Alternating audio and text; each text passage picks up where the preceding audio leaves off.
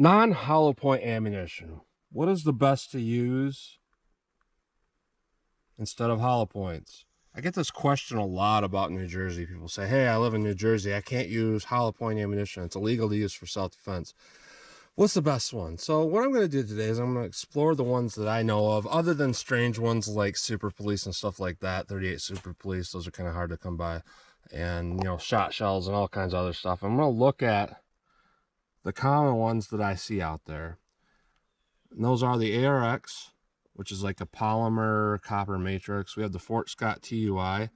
Solid copper, it's meant to tumble rather than expand. We have the Xtreme Defender, kind of meant to cause hydrostatic damage without hollow point expansion. And then the old 38 Special Wadcutter here. Now I'm going to use different calibers, but I'm going to use 9mm, 38 Special, and 357 Magnum. I'm going to use them in guns that should put the energy level to a similar level. So that should make this relatively fair. So what I want to do is I want to see with similar energy levels what the difference is, how these are going to perform. So as always, we're going to go through the chronograph, see what kind of velocity and accuracy we get at the same time, and then we're going to go through the Juggernaut box here, which contains a 1 3/4 inch pack of bologna covered by 4 layers of denim, followed by 1/4 inch medium density fiberboard into water jugs. Now typically most of these cartridges calibers and hollow points will stop in the 3rd or the 4th jug, and they'll cause a lot of damage to the bologna pack.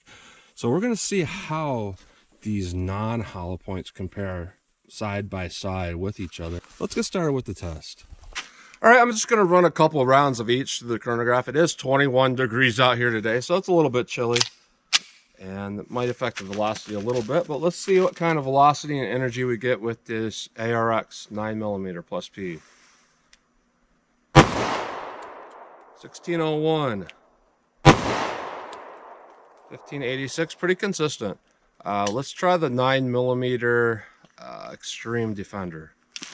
By the way, that was 65 grain ARX. This is 90 grain Xtreme Defender. See how this does. 1411, 1425, not too bad. Let's try something else. Next up, I have the 38 Special Wadcutters. I'm using the 4-inch barrel because I think this will put us a little bit closer to the others as far as energy goes. So let's see what we get. This is a 148 grain hardcast Wadcutter. 962, 980, pretty good. Now I have a 357 mag. I'm using the short barrel because I think this will put our energy a little bit closer. 125 grain. Let's see what we get. 1077. No read. Let me run another one. I'll run one more. If it doesn't take, it doesn't take. These are just copper. Sometimes they're hard to read. Solid copper. See, it doesn't read that. Too much light reflection. So let's hit the ballistic box with all these different cartridges and just see which one is the better one out of these 4 choices. All right, first up we have the 9mm ARX. We'll see what this does.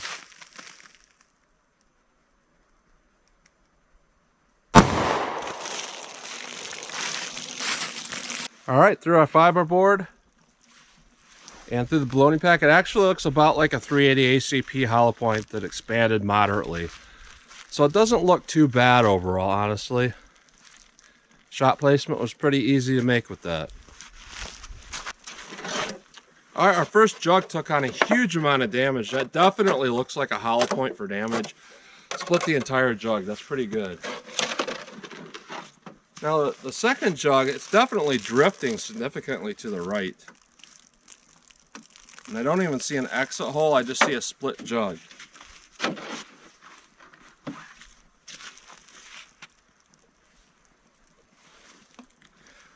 It looks like it hit the 3rd jug and grazed it on the side, so I don't even know where that bullet's at.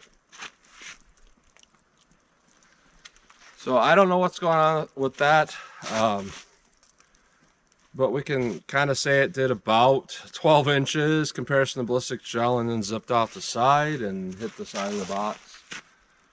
Don't know where the bullet is, so let's try something else. All right, next up we have the 9mm plus P Xtreme Defender. We'll see how this does.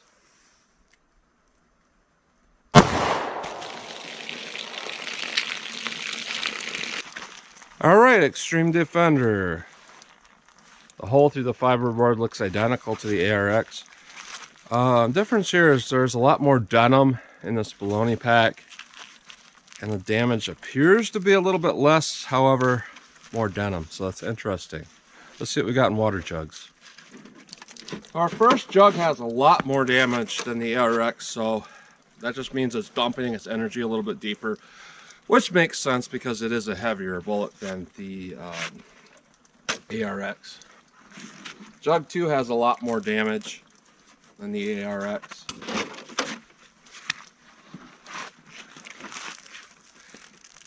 We put a hole out the bottom of jug 3,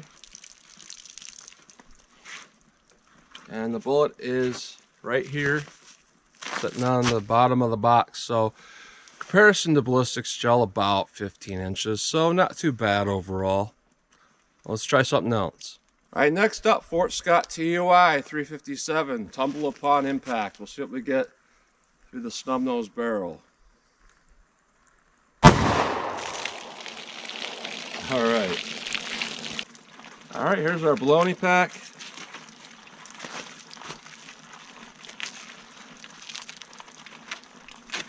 And again, it looks the same as the other two.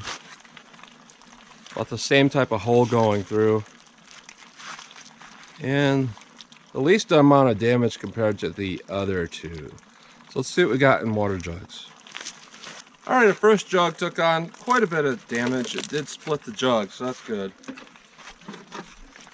Jug 2, we're clean through. There's no deviation of that bullet yet. Impact on 3 is drifting to the left. Impact on 4 is significantly left and significantly high left, coming out the back of 4.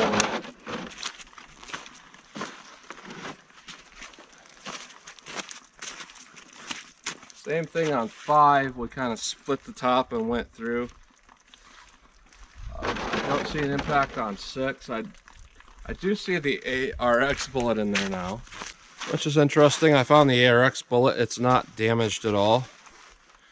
But what's interesting is there's no Fort Scott bullet in the box, and there's no hole in the backstop.